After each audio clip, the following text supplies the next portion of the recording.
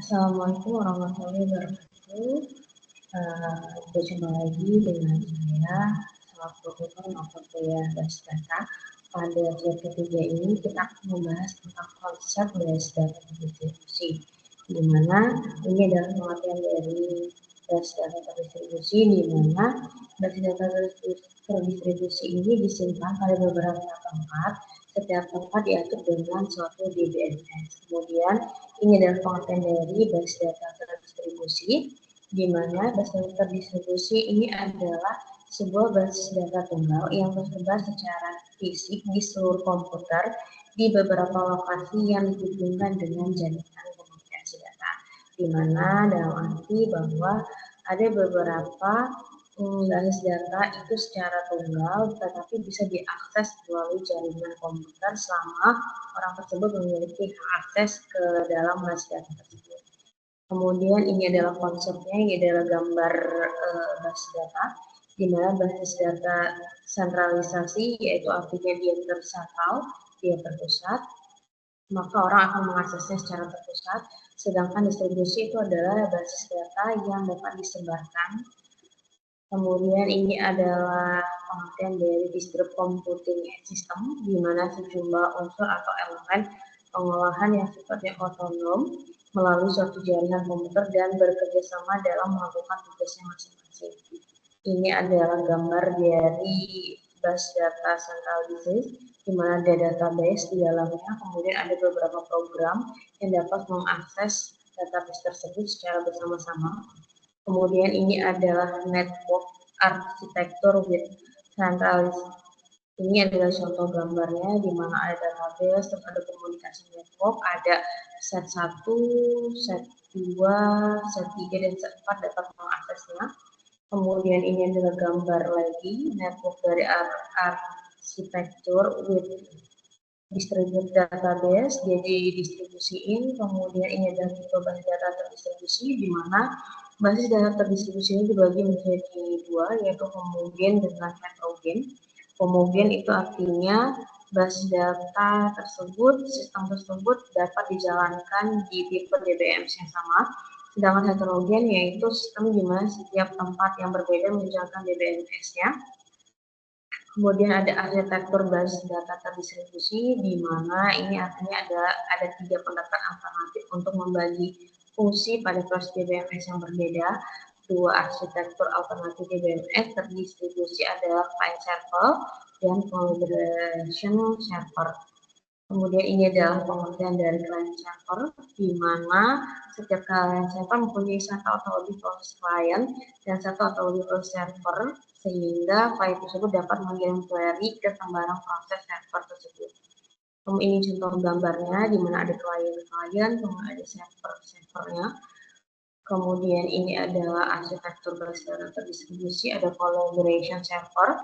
Ini adalah gambarnya, jadi server-server tersebut berkolaborasi dengan memasukkan query-nya. Kemudian ini adalah penyimpanan data pada sistem terdistribusi dibagi atas 2 macam cara. Yang pertama itu adalah fragmentasi, yang kedua itu ada replika, di mana fragmentasi ini terdiri dari relasi yang dibagi ke relasi atau fragment yang lebih kecil dalam mengirim fragmentnya.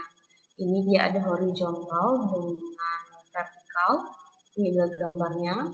Kalau vertikal itu dia turun ke bawah atau biasanya dia kolom, sedangkan horizontal itu dia ke samping. Ini adalah fragmentasi horizontal, data dipisah dan didistribusikan ke beberapa server berdasarkan baris recordnya. Kemudian fragmentasi vertikal itu ada data dipisah dan didistribusikan beberapa server berdasarkan kolomnya. Ini adalah replikasi. Replikasi itu adalah artinya kita dapat menyimpan beberapa kopi sebuah relasi atau fragment relasi.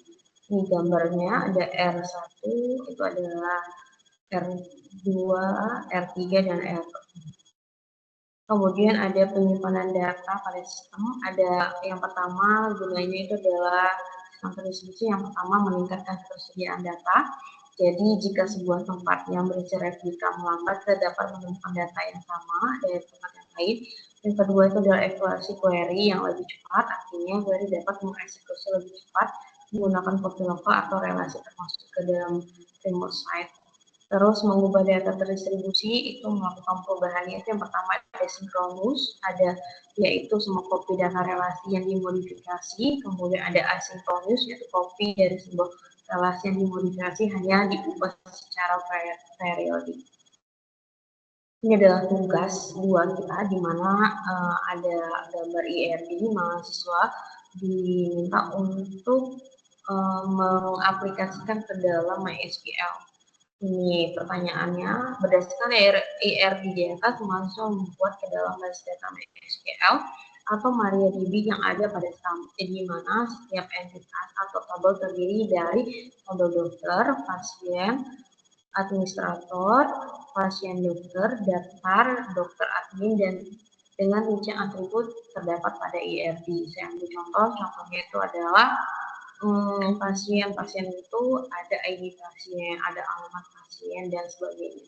Kita harus melihat dari gambar IRD yang sudah disediakan. Apa langkah-langkah yang pertama? Yang pertama kita harus menginstal SAM. Kemudian ketika kita menginstal SAM, pada SAM control panel kita harus mengaktifkan Apache dan MySQL. Kemudian sudah diaktifkan, kita masuk ke PHP MyAdmin.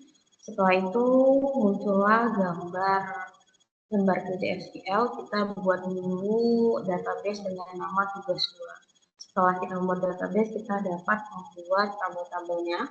Yang pertama tabel dokter, tabel pasien, tabel administrator, tabel pasien dokter, daftar, dan dokter admin. Setelah kita membuat tabel, ketika kita membuat tabel itu biasanya kita diminta untuk membuat tipe data dan panjang dari tipe data tersebut, di mana kita juga menentukan origin atau binary key dari tabel tersebut.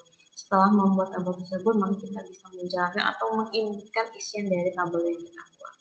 Setelah itu, kita dapat membuat relasi antar tabel dengan menggunakan menu designer yang ada di dalam MySQL. Ini adalah tugas yang harus kalian buat, di mana mahasiswa wajib membuat video. Video tersebut berisi tentang perkenalan identitas mahasiswa, langkah-langkah praktek yang Anda lakukan. Jadi kalian menjelaskan langkah-langkahnya dari pertama kali membuka SAM control-nya, kemudian mengaktifkannya, kemudian hasil dari praktek yang kalian buat wajib kalian jelaskan, dan ada kata-kata penutup dari mahasiswa.